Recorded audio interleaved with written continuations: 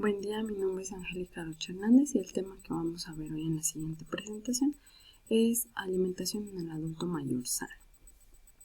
Un adulto mayor sano es una persona mayor de 60 años que también se conoce como de la tercera edad o población anciana. Este segmento de la población es el que mayor prevalencia de malnutrición presenta y esto se relaciona con un aumento de la mortalidad. En la tercera edad es fundamental mantener un estado nutricional adecuado para poder favorecer una buena calidad y esperanza de vida. Durante la etapa de la vejez, los requerimientos nutricionales y necesidades cambian.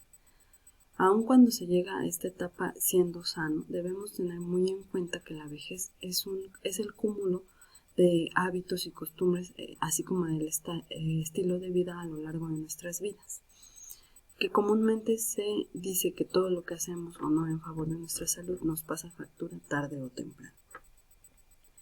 El estado nutricional también se ve reflejado según los hábitos y costumbres nutricionales y alimentarias del paciente en el momento.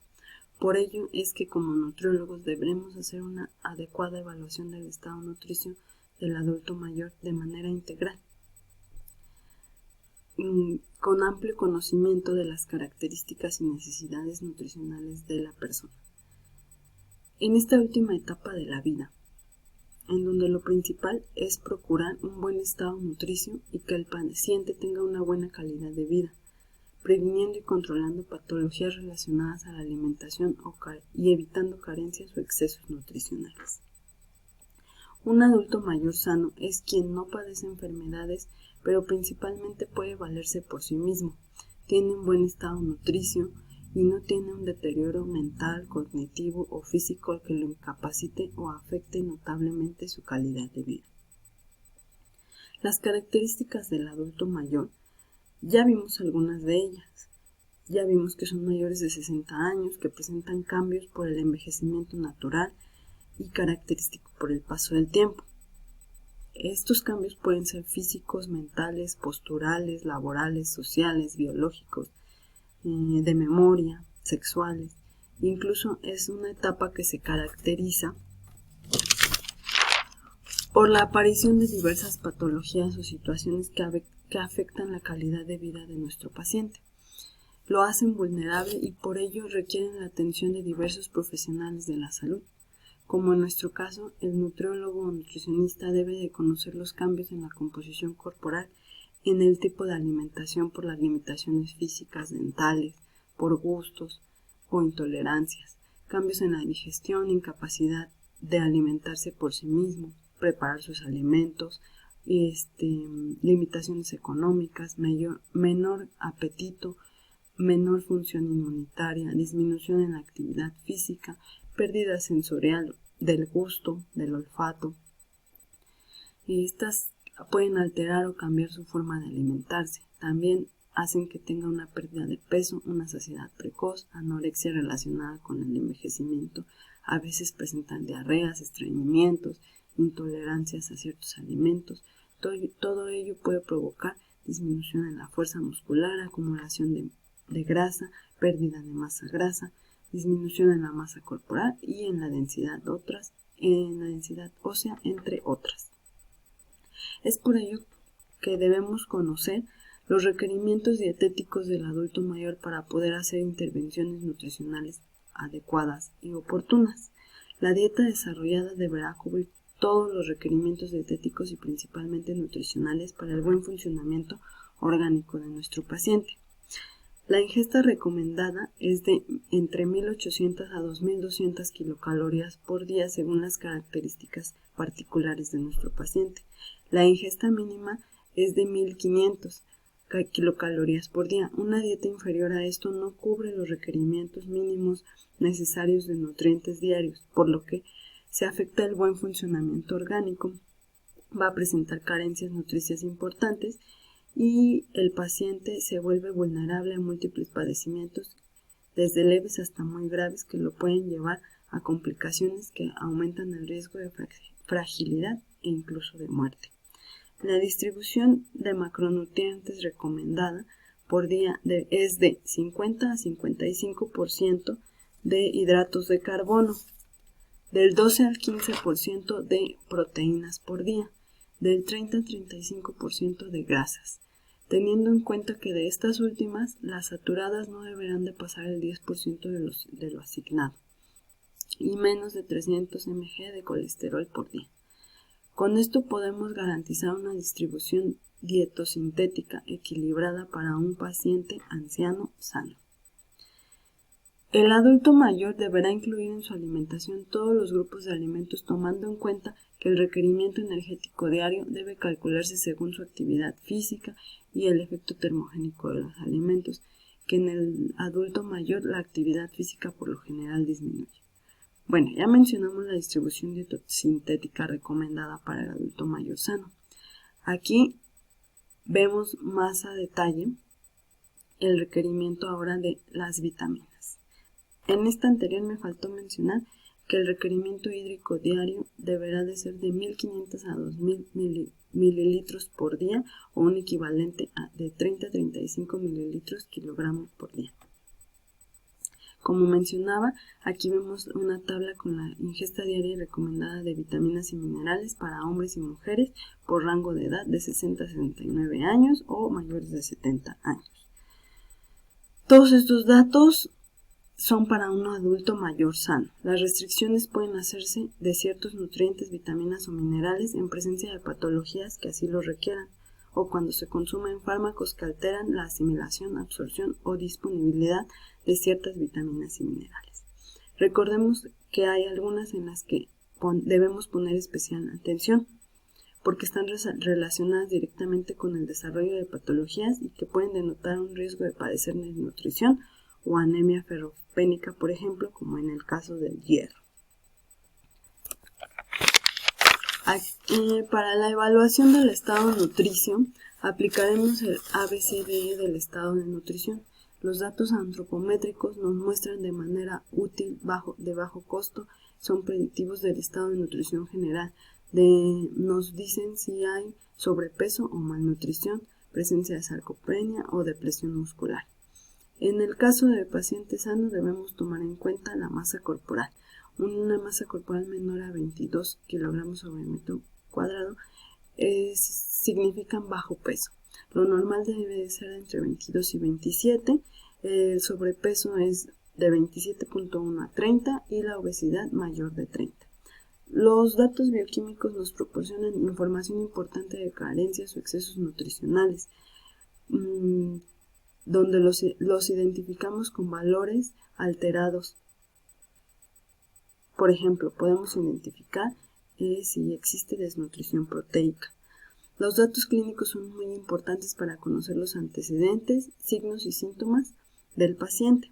La exploración física debe ser muy minuciosa para poder identificar alteraciones o cambios que deben de atenderse y evaluarse. El aspecto dietético es el que nos ocupa especial interés para conocer los hábitos y costumbres al alimentarse, identificar los que deben modificarse y así sabremos si la dieta que lleva es adecuada, cubre los requerimientos y necesidades o debe de tener algún cambio. El estilo de vida debe ser tomado en cuenta, lo social, emocional, el entorno familiar, la actividad física, laboral. Todo ello es muy importante para hacer una evaluación integral. También existen cribados o screening nutricionales en los que nos podemos apoyar porque son cuestionarios que exploran de manera rápida y eficaz si existe un riesgo nutricional. Aquí vemos el determine, que puede aplicarlo cualquier persona, no es complicado, y en caso de detectar un riesgo se aplican otros más específicos para una valoración nutricional más concreta y amplia. El Mini Nutritional Assessment es una herramienta muy útil y generalizada para identificar desnutrición o riesgo en pacientes mayores. Así prevenimos riesgo de desnutrición, lo podemos atender oportunamente y evitamos complicaciones que se relacionan directamente con la prevalencia de morbo y mortalidad. Ahora veremos la distribución calórica recomendada y en los tiempos de comida. En el desayuno debe de ser el 20%, en la colación matutina del 10 al 15%, en la comida del 30 al 35%, en la colación vespertina del 10 al 15% y en la cena del 20 al 25%. Las kilocalorías aproximadas que equivale cada porcentaje están aquí en esta tablita. Esta distribución puede variar según las costumbres o tiempos de comida habituales de nuestro paciente y debemos adecuarlas para que sean equilibradas a lo largo del día y fácil de adaptarse. En el adulto mayor pueden presentarse diversas situaciones o patologías, como lo vimos en la actividad 2. Vamos a retomar el caso de la disfagia, que es la dificultad para deglutir o tragar el alimento y que puede limitar al paciente su alimentación desde leve, moderada o severa.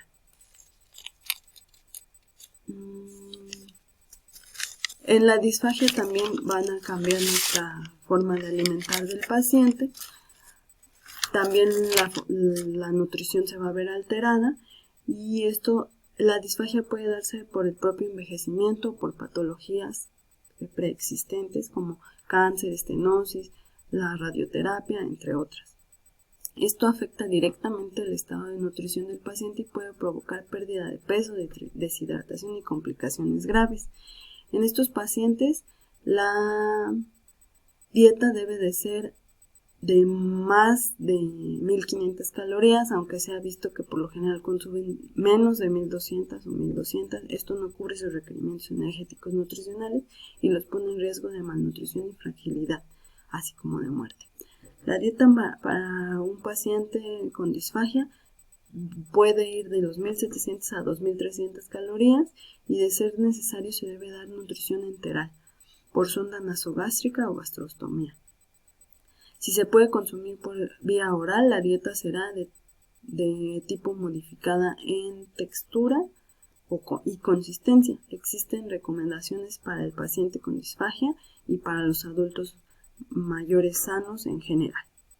Estas recomendaciones son comer acompañado, darse un tiempo exclusivo para cada comida, no debe de haber distracciones, tratar de no hablar mientras se consumen los alimentos, así evitamos el riesgo de asfixia. No se deben mezclar muchas texturas en un mismo tiempo de comida, también para evitar la asfixia. Se debe de comer bien sentado, erguido y en postura cómoda. Se deben de incluir todos los grupos de alimentos en el día.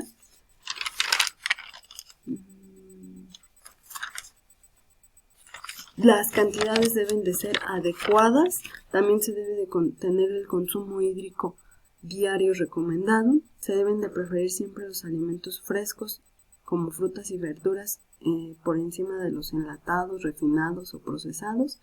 Las carnes siempre deben de estar bien cocidas y suaves, de 5 a 6 comidas por día.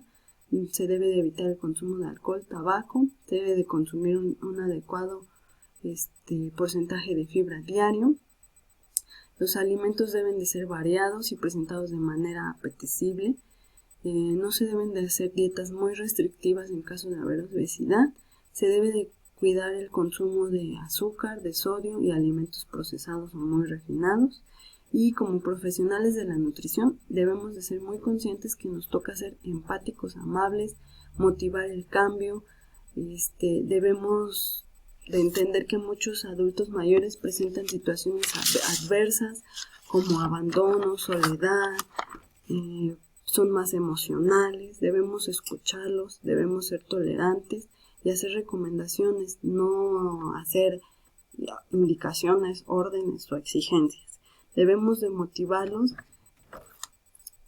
a tener un envejecimiento activo, saludable, con ejercicio físico diario, una alimentación acorde a sus gustos, necesidades, apegados a la dieta que les desarrollemos, y favoreciendo y motivando siempre el cambio saludable en favor de su salud y calidad de vida. Debemos de ser profesionales, humanos, de calidad, con habilidades y capacidades para identificar los riesgos nutricios oportunamente. En general, como ya vimos, las recomendaciones pues son muy generales, pero no sirven tanto para los pacientes con disfagia, que son más específicas, o para el paciente sano. Como conclusión dejo esta frase que me gustó mucho, que dice: no es posible predecir la salud de un individuo en función únicamente de su edad. Pues, como ya vimos, es el cúmulo de toda una vida. Gracias.